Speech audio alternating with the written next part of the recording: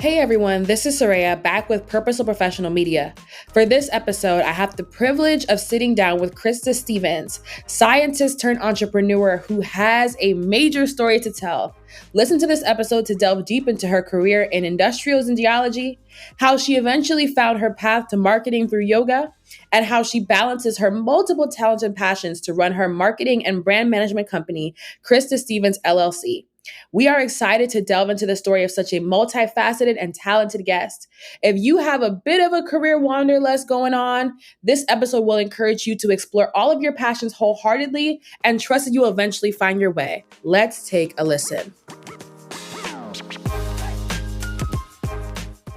Okay, hello everybody. This is Surayya from the Purposeful Professional. I'm back with another very purposeful professional and person I'd like to introduce to you all to the podcast, Christa Stephens. She is a great marketer, brander, serial entrepreneur, all these amazing and great things. And I'm excited to really get into her journey during this call. So Christa, please introduce yourself to the listeners. Hey everyone, my name is Krista, and it is wonderful to meet you guys over the airways, and I am excited to be here.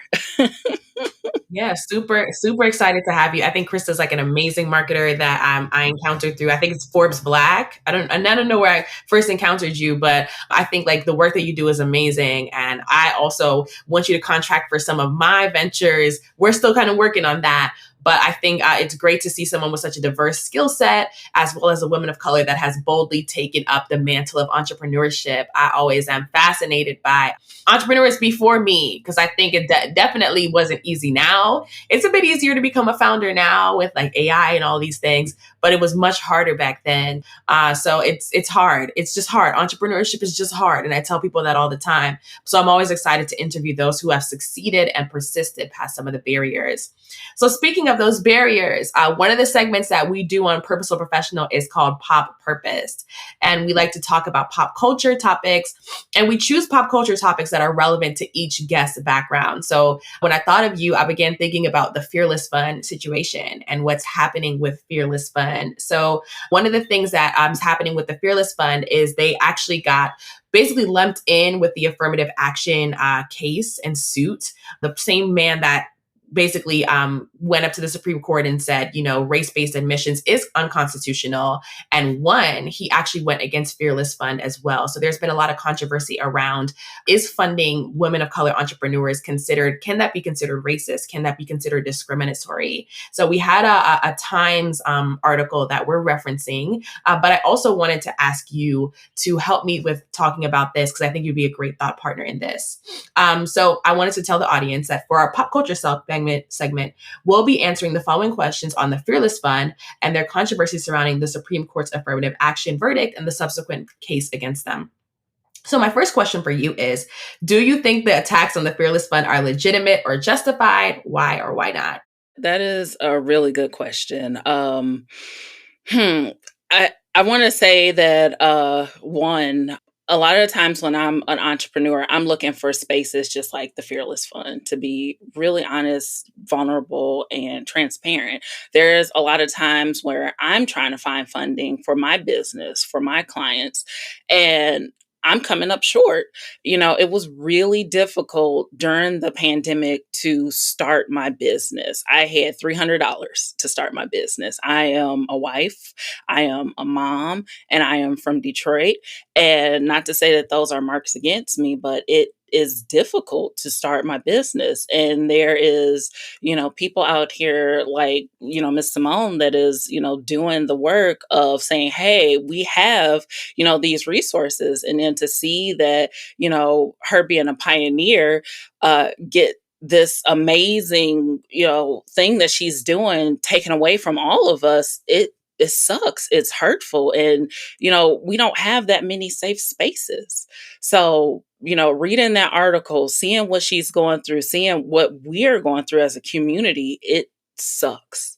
It's gut wrenching. So I'm at a loss for words, to be honest. And it really just sucks. How do you feel about it? Yeah, I think that's how I feel. That is how I feel about it. I have to do the journalist thing and ask what you think about it, but I could tell that you think what I think. We think the same thing. I just think it's number one, like y'all are going against Fearless Fund. We need 1,000 Fearless Funds. In fact, we need a Fearless Fund in each major city. We don't have that yet. So for every Fearless Fund and Black Girl Ventures, there are thousands of organizations that deny Black founders, specifically Black women founders, access to the capital to start. We have entire systems that reproduce inequities and that honestly produce a situation where it is almost impossible for many people to start and or even gain investment to sustain right what they are creating, what they're working on. So I really do admire the work of the Fearless Fund. I don't think it's justified. I think they're being kind of like siphoned up into this larger situation and this larger conversation about what does it look like to fund intersectionally, and is that discrimination? And I'm a DEI practitioner, so I know it's not discrimination, it's equity. It's looking for those who don't have, and it's making sure that they do have.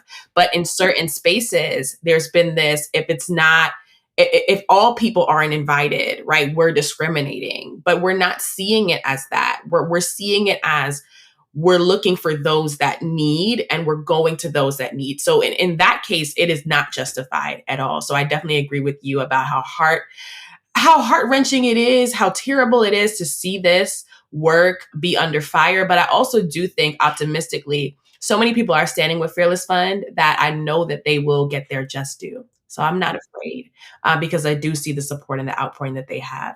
So you talked a little bit about your own journey. And I think like this is a podcast where we talk about the people, your career, and the culture. We talk a lot about like all the intersectional layers and factors that affect how we show up at work or how we show up as entrepreneurs, right? So how has your own entrepreneurial journey been impacted by your identity as a woman of color? I would definitely say it's been a journey. I started my entrepreneurial journey since I being 14. I'm 36 now, and my first impact with being a Black woman, with starting this journey, being 14, was in the library. To be honest, I went to Persian High School here in Detroit, and it was two librarians who was like, "Hey, you got too much time on your hands." and they was like, "Hey, why don't you learn how to do taxes?" And that was honestly my first entryway into entrepreneurship. So with that, I just said, okay, let me learn more and more about what the journey is of being an entrepreneur, what how this actually is working. And it was so many other Black women who actually embraced me into this journey too. So I was fortunate enough to find other mentors and things like that who looked like me in the community too. So it has been a journey, and it was lots of bumps along the way too. But thank God for the community that is here in Detroit too. So I'm so happy about it. There's a saying that it takes a village to raise a child. Well, it takes a village to raise an entrepreneur as well. And I love the fact that you talked about how your entrepreneurial beginnings were actually spearheaded by others. I hear that a lot, like hosting this podcast, like, oh, like it was somebody else that got me into it, but also the importance of having that network to birth and raise and also promote that interest. You're talking a lot about Detroit, and I can only imagine in that area, like being in those sort of areas, it's a metropolis, there's a city area, but there's always there's vast disparities. There's different ways of living, even within one major city. But within that, there's an opportunity as well to potentially close the gap, to potentially create something that makes life better for other people. Or like the librarian told you, like do somebody's taxes, because there's some people who don't have that. So it's great that you were able to see the opportunities in that background, because one of the things that I was thinking about the other day is that there's opportunity everywhere. We have to open our eyes to see it, even in the Midwest, which y'all might not think, well, we're not the East, but we're not the West, but there's still opportunity there's still opportunity there. So it's great that you were able to find those opportunities on the ground. So I also want to know, what tips might you have for entrepreneurs that might have heard hey, Fearless Fund they have this case going on, they have the situation going on. What tips might you have for entrepreneurs who are like that, who are thinking about that, but they might be discouraged? What tips do you have to help them to find the resilience and encourage them to keep going? I would say honestly, keep moving. So, I saw in the article that, she is fighting and it's been months, right? But she still has support from other people. So she's still garnering support online. She's still garnering support in person and networking events. So, similar to the journey of a bumpy road for entrepreneurs, keep going. So there is, grassroots support communities all over the place. So, if there's one door that is shut in your face, that's okay. You can turn around and go that way. So, it's okay. You can definitely keep going and definitely find a support system as you are going, because you're not by yourself in this. Even though sometimes you feel like you're by yourself, it is definitely somebody there that can help you out.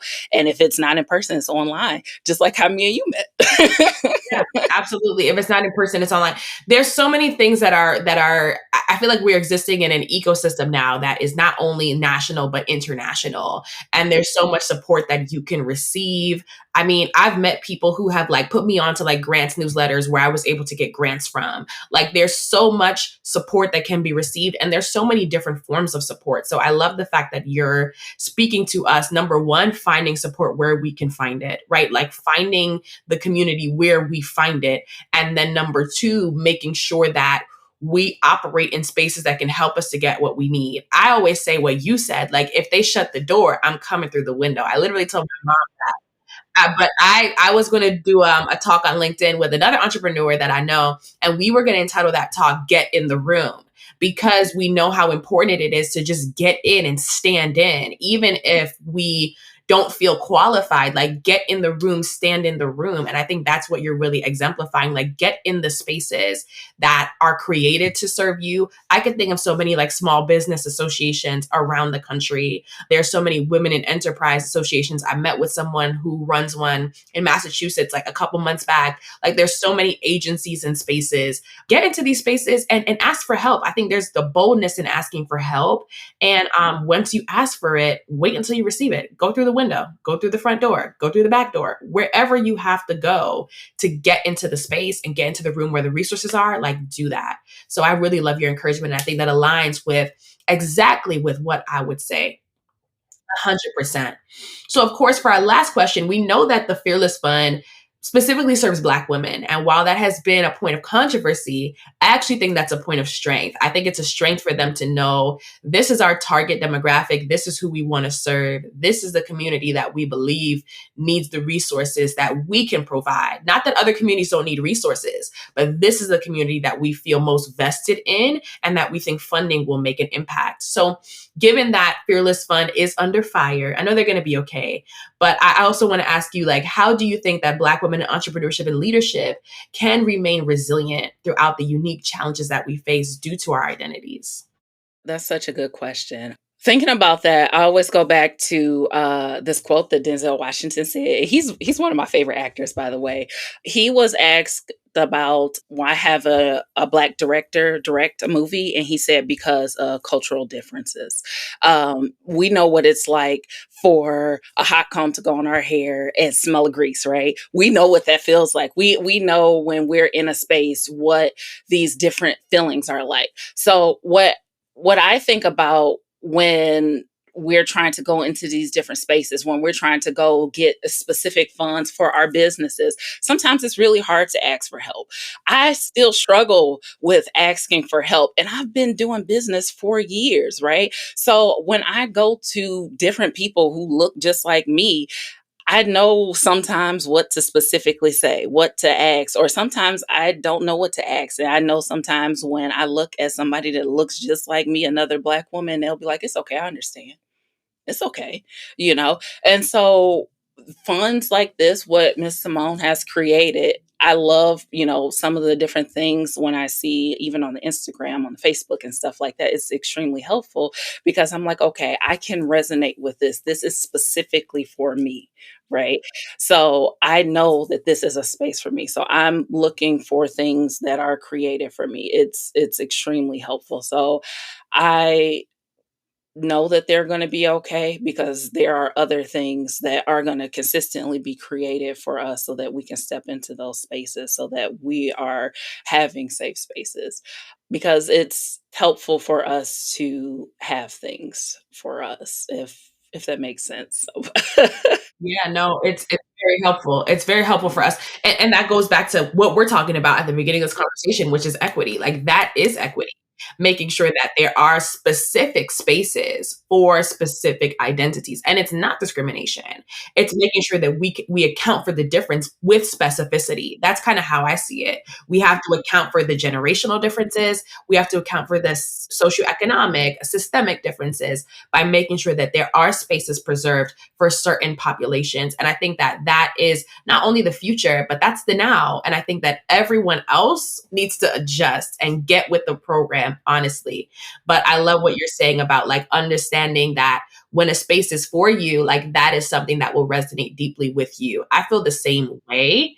And when I see the gap in the market as an entrepreneur, I'm like, okay, let me see if I can do something. And that's exactly why I decided to work on the project I'm working now. The podcast, we'll hear about it later, because I began to realize while we do have a lot of resources for women of color entrepreneurs, we don't have those specifically focused on 18 to 40. And also, like we don't have certain things, like we don't have that mentorship on the widespread scale that we can. It was hard for me to even find mentors when I started out. It was hard in general. It was difficult in general. So I think I try to take my experience and my pain, I always say, and make it my purpose. And I think that's exactly what Ari and Simone is doing. That's exactly what they're doing at Fearless Fund. So for that reason alone, I think their resilience needs to be our resilience and a collective resilience. And we all need to figure out what we can do. That Denzel quote, that stuck with me because I remember seeing that and I was like, okay, like this is a Black History Month moment. I remember seeing that and being like, yes, this is a Black History Month moment. But that Denzel quote stuck with me because like if we understand what it's like to have the hot comb and the grease, if we understand each other, we need to be able to make a way for each other as well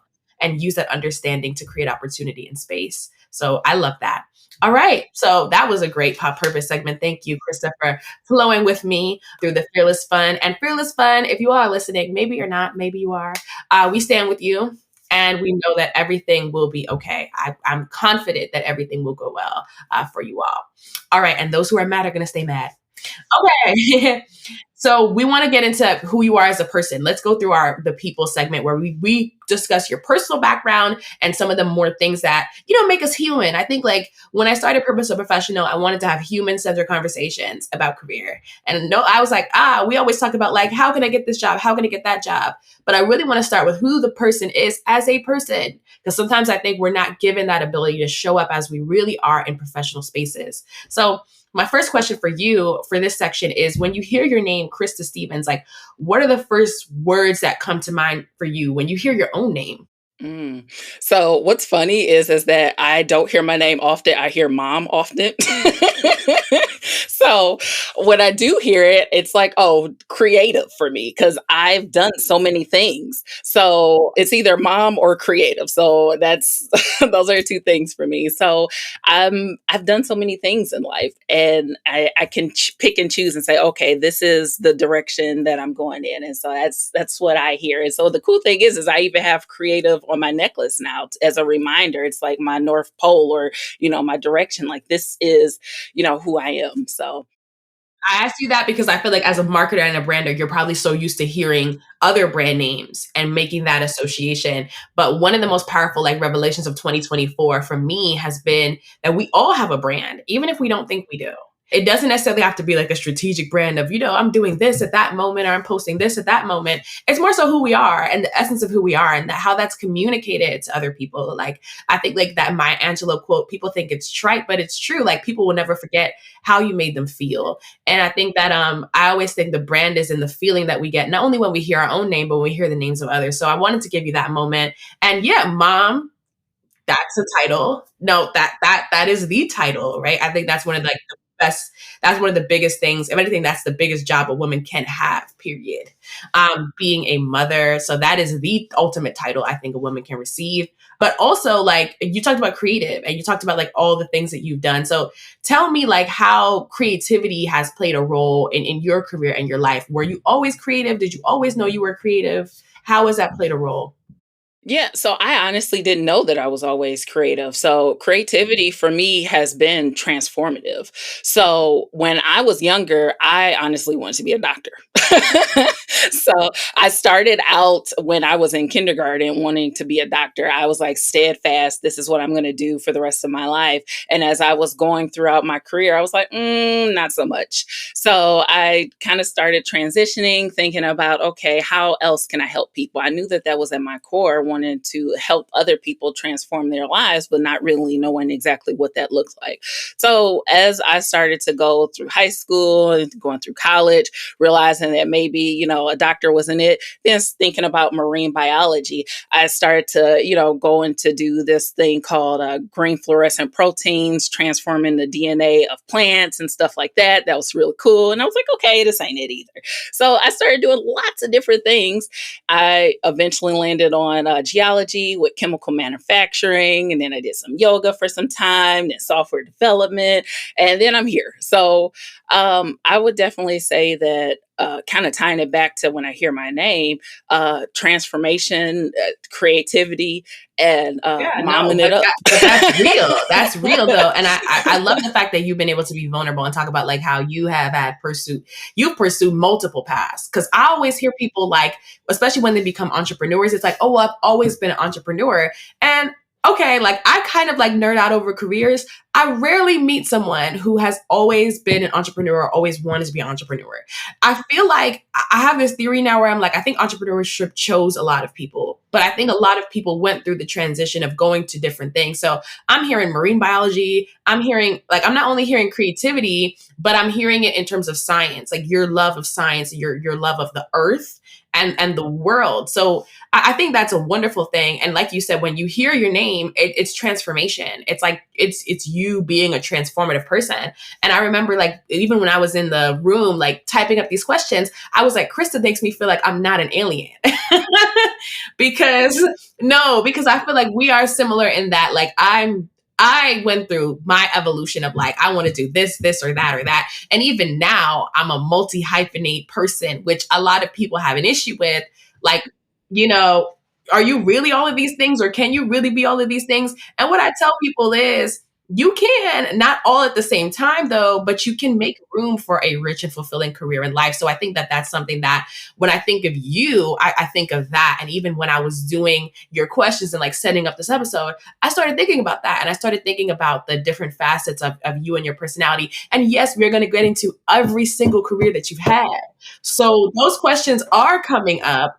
Because you're a creative person, I wanted to give you a creative question. I didn't want you to introduce yourself to us in terms of your story in a very trite way. I was like, okay, I need to step on my creativity for Krista. So I want you to think of your life as a movie. We've talked about momming it up. We've talked about transformation. We've talked about creativity. But I want you to think about your life as a movie. So if you could summarize your life into a movie genre, right? What type of movie would it be and why?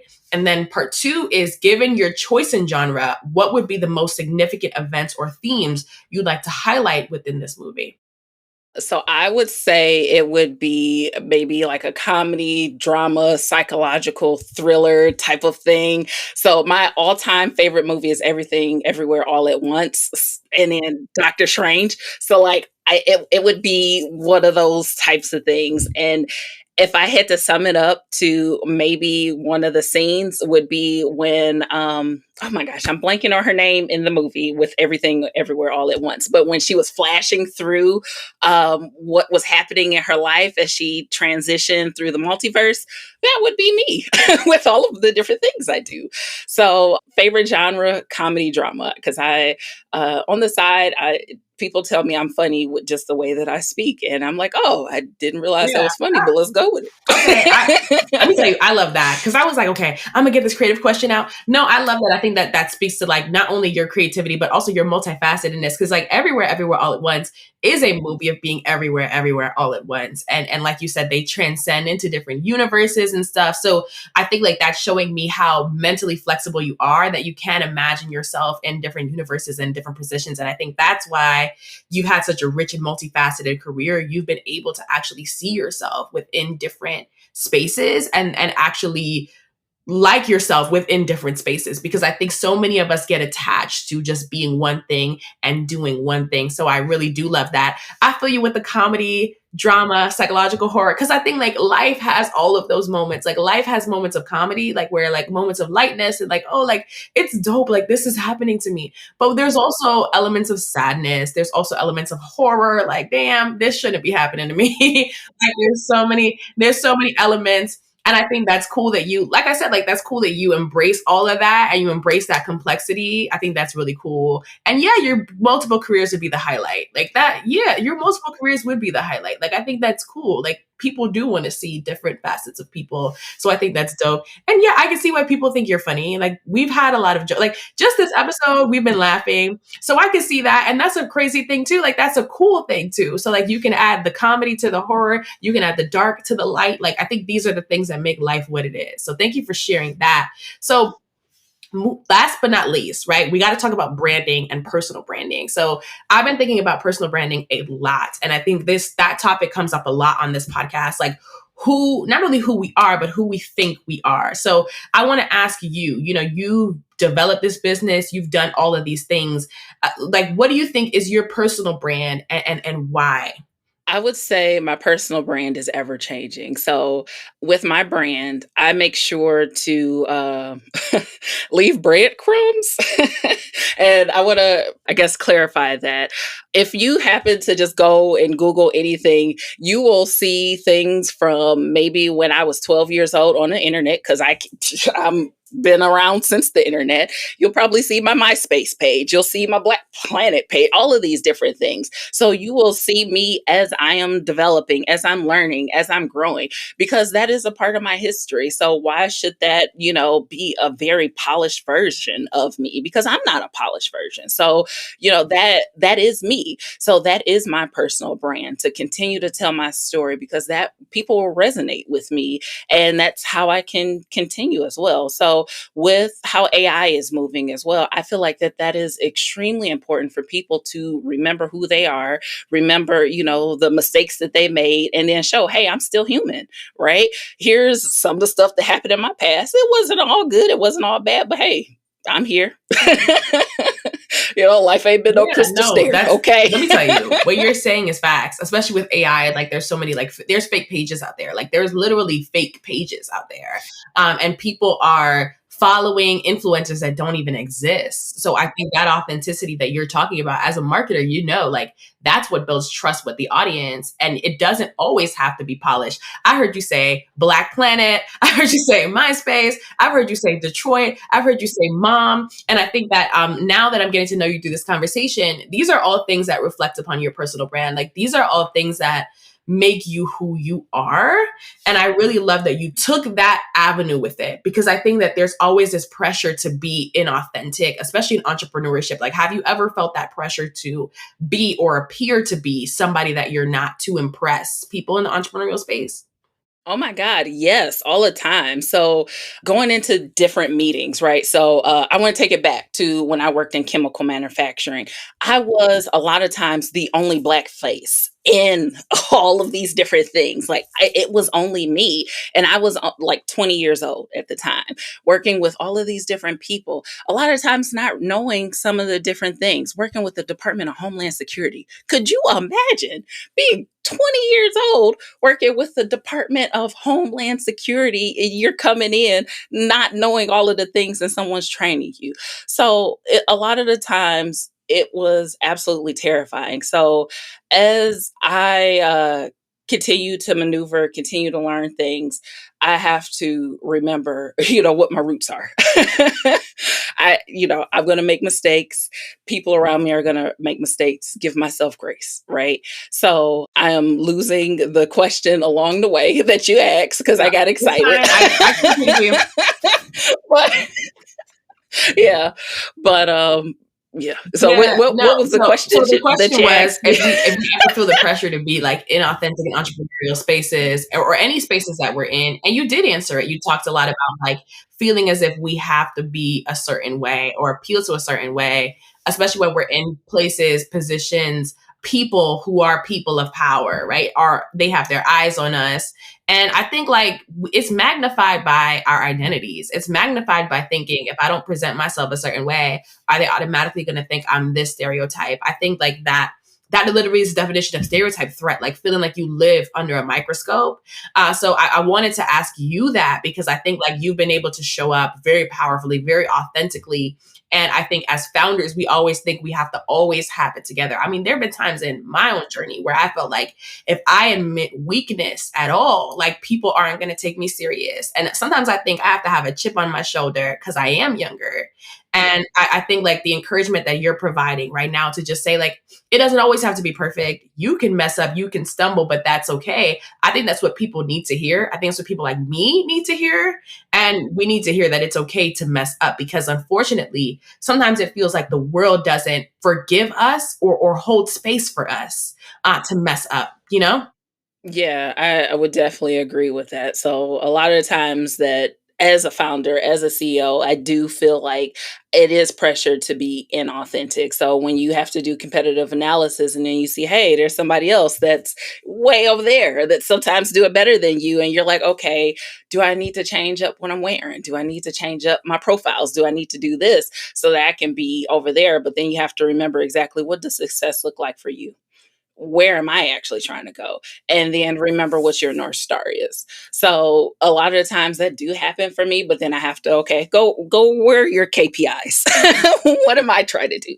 So that's what I have to do. And then, in the past, like I was saying before, it was lots of times when I was working before that I had to be like, oh, okay, I do have to change to meet some version of what professionalism is that is, you know, it was rough. Yeah, So, let me tell you, I know those jobs where like you're itching because of your stockings. I know. And the shoes, okay, and the dress, and you gotta have your hair a certain way. I know those jobs and I know those spaces, and I've been in those spaces, and you feel like you can't even breathe in there. Can I say that? Like, you feel like you can't even breathe in there. You feel like you can't even really breathe. Like, it's like, "Oh, can I breathe after work? I'm breathing different. I'm acting different. I'm thinking different." And those environments tend to constrict us. But I love what you said about understanding, like, you're pointing to us understanding that our story is really what's going to attract people. And I think that as humans, we tend to underestimate. You talked about competitive analysis and KPIs, and those things matter, but we tend to forget a lot of the time. And I think great marketers understand this. We are marketing to people. So when we can appeal to the human side in someone, when we can appeal to who they are, that will lead to the success of what we're doing. I had a huge like eureka moment when people were saying that my empathy was the reason why they wanted to work with me. It's like, oh, wait, what? But I began to realize, like, okay, so it was me. Like, it was me. And one of my favorite founders, Rachel Rogers, she wrote this like How to Be a Millionaire book or something like that, or Your First Seven Figure Enterprise.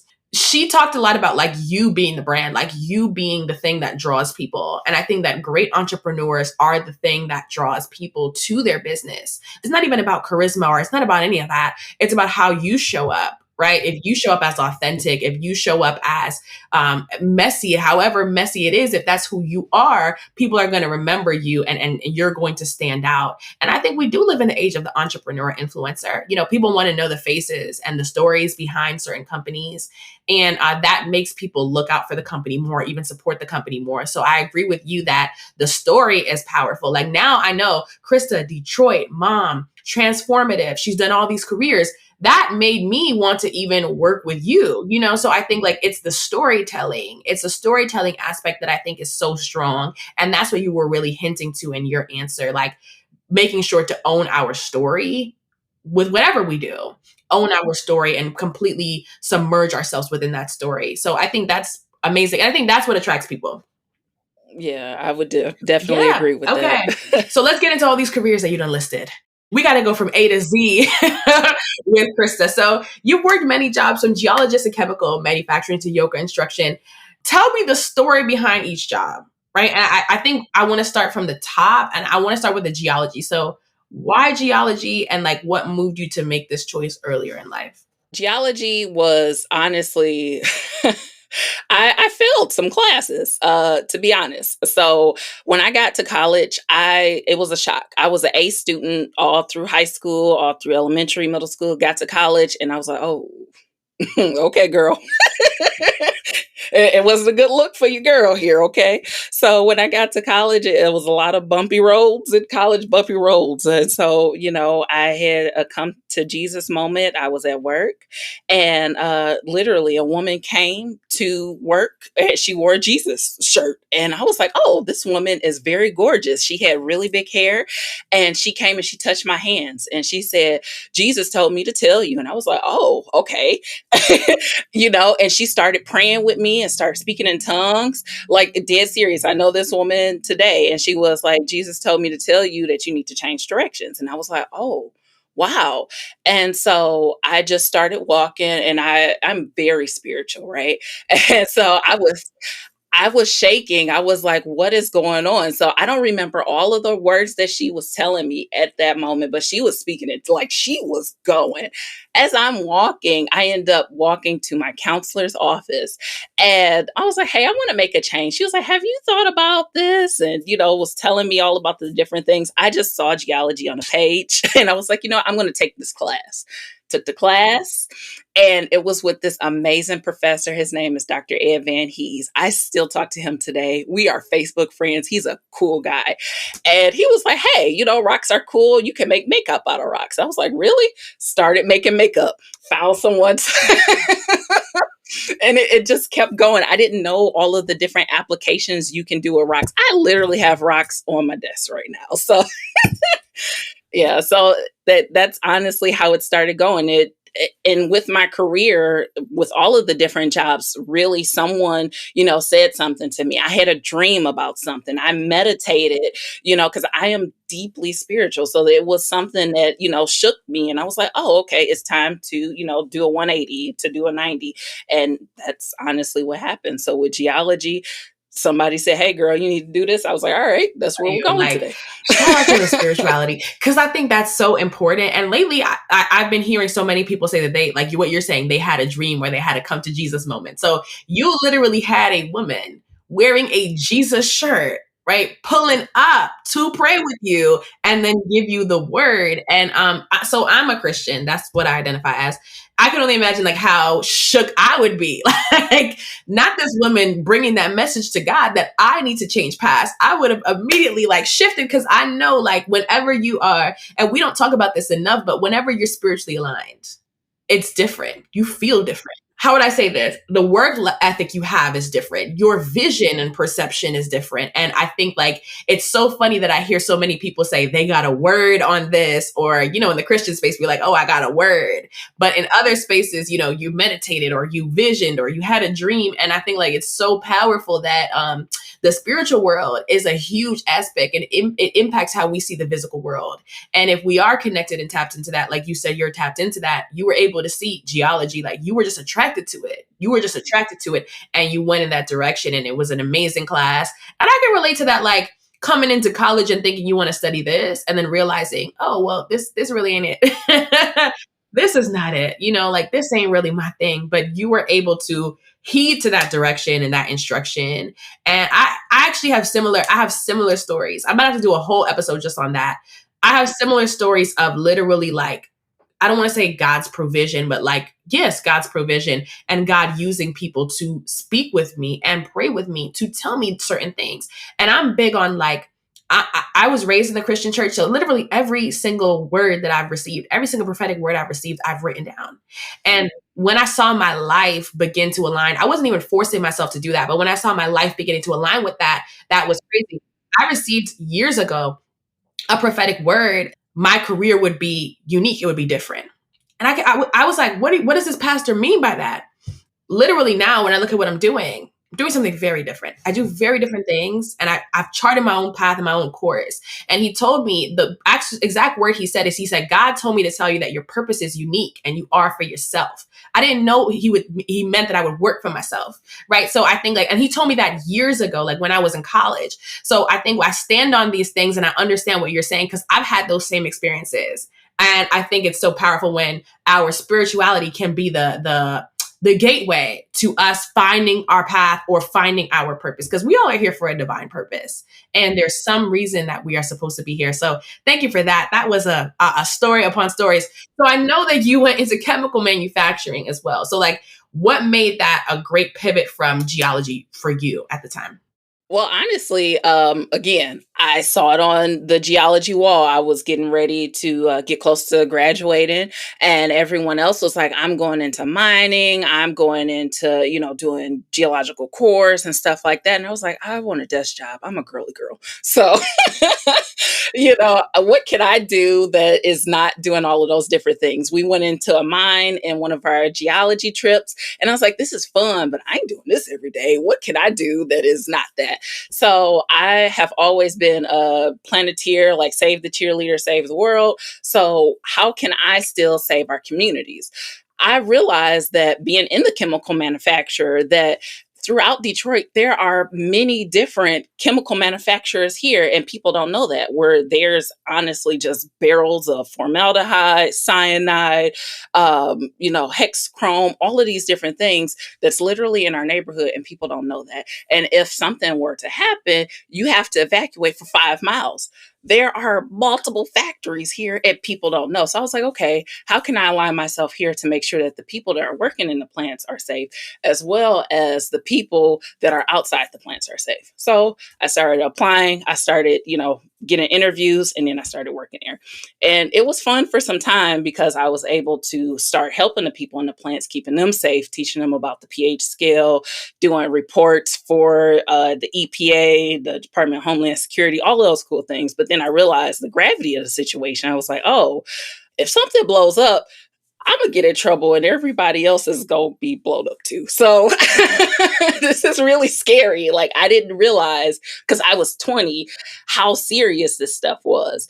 So we were working with cancer causing materials. We were working with all different types of things. And I wanted to start a family. I was like, this is super serious. There was something called cradle to the grave, that if you, sign off on different types of materials, you would actually be responsible for that stuff for the rest of your life.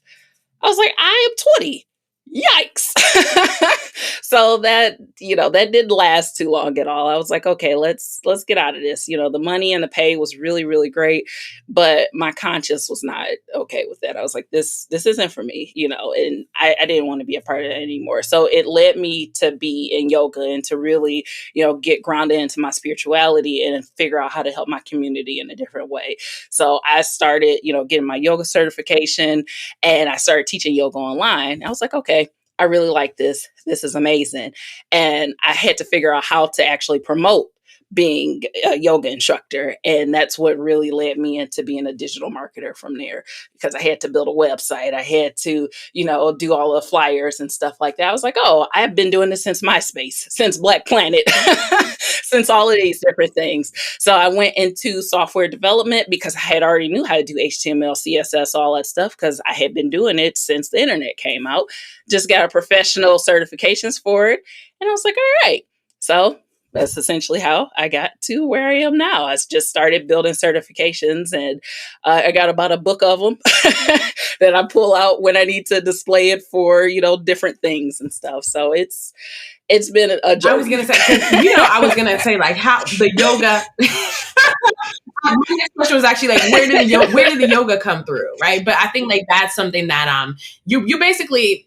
I'm going to go back to what you said. So you basically told us that the geology, while it was a great major, it wasn't necessarily a great career. Like it didn't directly translate to a great career. And I think that's something that we like to highlight on this podcast. I always say whenever I mentor like college students, I'll tell them like your major is not always your career. And that's okay. Like your major is not always going to be your career. It's funny because I literally went to church too, way back in the day, and somebody told me like, oh, what you study is not what you're going to do. And I didn't understand what he was saying once again, but I'm doing something that, while tangentially related to what I studied, isn't the ideal job for what I studied. I studied economics. So that's like being a banker, I'm not doing that.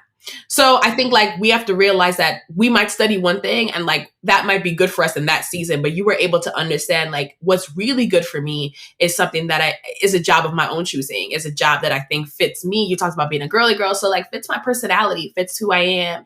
And that you went into chemical, you went into the chemical plant situation.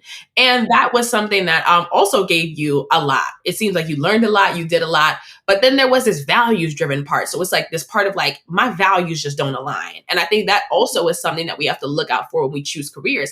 I remember I was in college and I asked a peer of mine, like why she was working in this particular firm. And she was just basically saying, well, the money's good, things are going well. But I was like, you know what? Like, do you ever think about if your values align? And she's like, oh, well, no one's ever asked me that.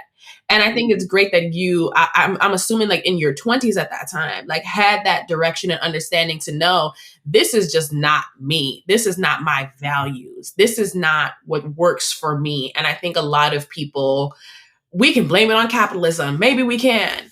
But a lot of people just think that a career is to get a check. A job is to get a check, and that values don't matter. And that what I think about a career or how I feel in that career doesn't matter. But then you took it as spirituality. Like you were like, man, screw this. I'm going to the whole other side. So you went to yoga instruction. And then you were like, this yoga instructor life, like this is the life that I really feel like grounds me. But yoga instruction, it gave you a lot of like, you have to learn this, you have to learn that. And you're like me, like you're a DIY founder. That's how I am. Like I want to do everything, or I want to bring on a friend who can do certain things. But I also like to learn from those who do the things. It's like, hey, how did you do that? I'm always curious. So through that curiosity, you ended up doing digital marketing. So I have a major like burning question for you. Do you ever look back on these careers and you're like, what is the number one takeaway from each career? Like if you could take away something from each career, what was it for you? Yeah. So I would definitely, if I had to do it again, I would do every single one of them because I learned so much from every single one of them. From geology, I learned how to do the scientific method. It was phenomenal. I still use it to this day. How to be curious, how to figure out a hypothesis, how to do the theory, like how to do all of the different testing. From environmental health and safety, which was with the chemical manufacturer, I learned how to do the ISO standard, which is how to do version history, how to build systems, how to do all of these different things here. Without doing that ISO information, the quality management system, I would not know how to build a company at all. I feel like a lot of people sleep on figuring out how to build processes for their business. I learned that from doing environmental health and safety. From yoga, I learned, and this is the best part, I infuse it every single time when I speak with my clients, how to really be empathetic with people, right? So, how to actually listen, how to ground people when they're having all of these different types of emotions around their business and be like, hey, friend, it's okay.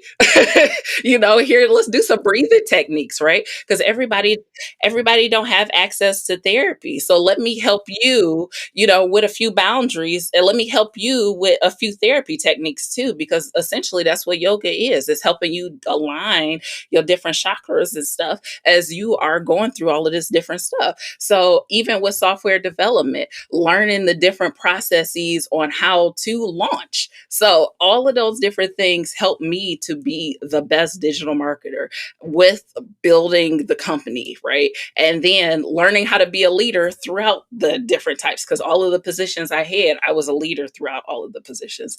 So it's been a phenomenal journey, and I would not take it back for anything because I learned a lot. I mean, it was a lot of tears. I can only imagine, like, it's a lot of tears, it's a lot of uncertainty. It's a lot of like, is this next phase going to give me what the last phase gave me or more? Sometimes we're looking for more. I always say, like, sometimes you're looking to expand.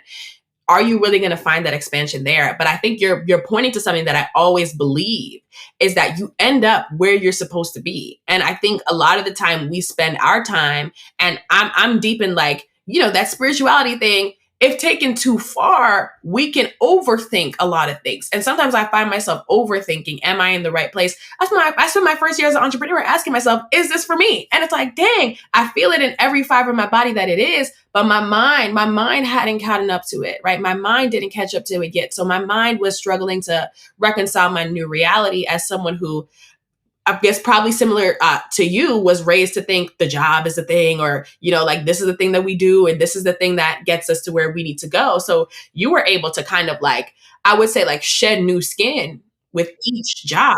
and begin to like see yourself in different places and different positions. And I think that's wonderful, but also the lessons that you've extracted from them, powerful. And it all pointed towards what you do today as a digital marketer. It pointed towards that. And it's, like I say, I told somebody, like somebody told me the other day, like they feel like they missed out on their dream career. You didn't miss out. You didn't miss out on it. And the fact that you still think about it lets me know it is down there on the inside of you. Figure out how you can get from where you are to where you want to be. And I think, did you always have a clear direction of like digital marketing, or was it just like experimentation along the way? It's always been experimentation. So sometimes I wake up and I'm like, let's try this new thing. So I definitely listen to what's going on in my body. That's what my direction is. What's happening in my body? Do we need to pivot? Do we need to add this? Do we need to take this away? Did I meditate? Did I brush my teeth today? What's going on with me? What's going on with, the people that I'm working with? How do we need to change? That is my North Star. That is how I do things. Because if I'm not right, nothing else is right. I got to put on my, the mask they tell you in the airplane. I got to do this first. If I can't do that first, we out of here. I feel that. I feel that like there's that book like The Body Keeps the Score. Well, the body doesn't just keep the score of pain, the body keeps the score of everything. And I think when we tune into our bodies, I remember I was in college and a professor told me about a book about thinking beyond the brain. When we tune into our bodies and our intuition, that's exactly when we will know what choices to make. And in the Christian faith, we say like, follow the spirit. Yeah, follow the spirit. And I think that's so important. And it must have been, I'm hearing a lot of things. I'm hearing scientific method, but I'm also hearing intuition. And I think your ability to balance both, like heart and mind, I would say that is marketing, right? Because there's this mental part. There's this part of like, oh, I need to place this ad here or do this there, or make sure that we target and segment. There's this mental part to marketing. There's this very strategic part, but there's also this emotional part. There's also this like brand building, cultivating, coalition building, fan building. I always say like companies today need fans. You need fans to stand out. You need people who are a fan of what you do. So I think like what you're talking about is blending that left and right hemisphere, which is really interesting. And it points towards you having like that competitive advantage, like that secret sauce for what you're doing through all these experiences. So yes, if y'all are listening, experimentation provides inspiration. So don't be afraid to jump when you feel uncomfortable. And like Krista said, register that in the body. And that must be a yoga principle, right? Like checking in with the body. Yes, it is. It really is. Checking in with your body, grounding from your toes all the way up to the top of your head, Okay. grounding. Let me tell you. We need a part two for that. We need a part two. So I want to get into building the business very quickly, because you have this business and you're in digital marketing, you're in this space, and a lot of people want to be in this space. Like there's so many people who every other day I see somebody, because especially Gen Z, I'm a Gen Zer. Gen Z grew up on social media. Gen Z grew up marketing themselves all the time. You talked about like millennial life, like being on Black Planet and MySpace. Well, Gen Z has a very similar experience of like growing up on the internet and like always having that fascination. So every other day I hear someone say, I want to be a digital marketer, or I want to have a digital marketing company. But I always ask myself, like it's such a saturated market, like what does it really take to be successful? What does it really take to stand out? So I want to know, like in building, Christa Stephens Co., like your digital marketing company, like what were the biggest hurdles or challenges that you faced to overcome in building the business and establishing that marketing company successfully? Thinking through processes. That was the hardest part. So actually sitting down by myself, thinking through a process. So if this happens, what will I do? How am I going to say no? That part there, setting clear boundaries, those were the hardest part. So not so much getting the first client, because there's all of these different tools, there's AI, all of those different things. If you set up something that looks really pretty, you can get your first client, right? If you put it on LinkedIn, if you do all of those different things and make it look pretty enough, do a good target market campaign, you could get your first client.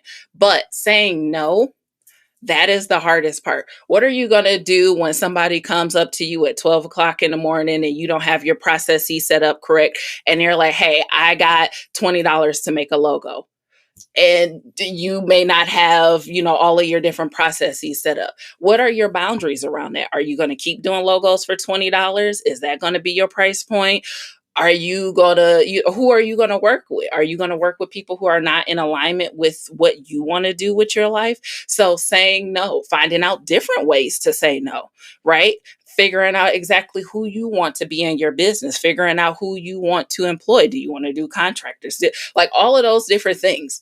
That is the hardest part. So figuring out that, once you do that, that's okay. So yeah, I would say that's the scariest part too, because boundaries are hard for me still, even at my No, big it's, age. let me tell you, I'll be feeling like I'm So, Cruella de Vil when I enforce boundaries. And I have moments. I literally had a moment the other day where I was asking somebody, he's like, "Am I mean?"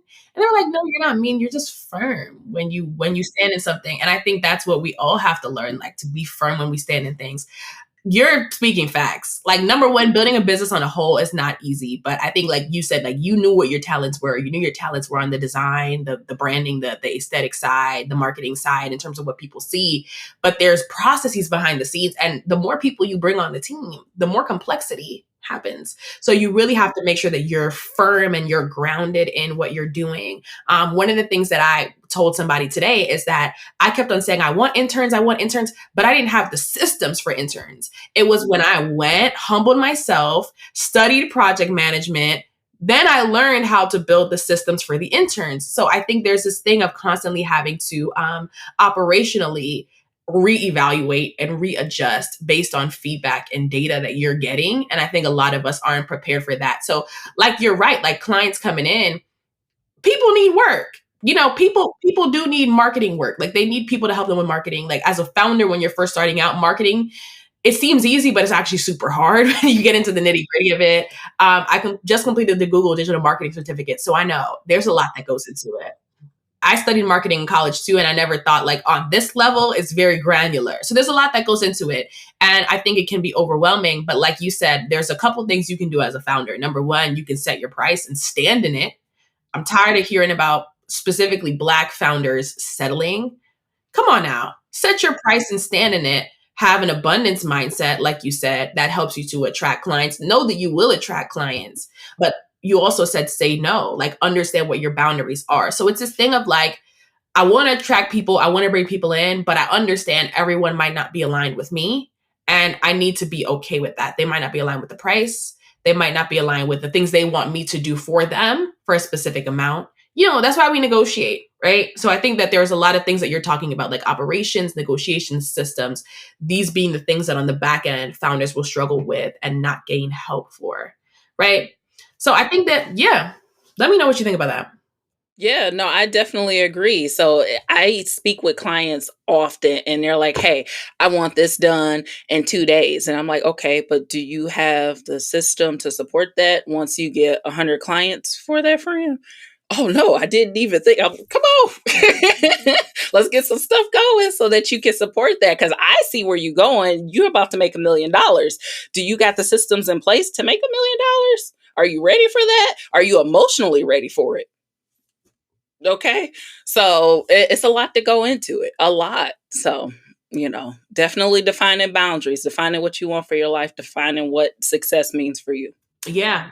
All right, Krista, our hot hour is up. I think we need a part two. We will connect and see if you're interested in that. But thank you so much for this conversation. This was just the icing on the cake. This is what I needed. I needed that, especially what you're talking about, like the building systems and preparing for what you want. That is like, for me, that's like the 2024 intention. Prepare for what you want and start preparing actively for what you want, because oftentimes God is waiting for you to build before you receive it. I literally had a revelation about a book that I want to write about building in faith, and how a lot of the time we expect our journeys to look linear, but God is waiting on us to start. He's waiting on us to build the capacity before we receive. So I think that's that word that I needed today. So thank you so much for this episode. I think this is going to be so impactful. Thank you so much for sharing your journey and sharing yourself. And one last thing we like to do before we close out, I want you to finish this sentence for me. I am a purposeful professional because, I am creative. and we create our own reality There every you day. go. All right. Thank you, Krista. Take care. Thank you. Wow, this episode provided us with so many gems. From the emotional opening discussing the controversy surrounding the Fearless Fund, to the spiritual encounter that led her to change her major in college, to the many steps she took to become the founder and entrepreneur she is today. There were so many gems that members of our audience can relate to, whether it's balancing life as a mom and entrepreneur, remaining agile in the pursuit of your purpose, and more. Krista, thank you for such an engaging and informative conversation.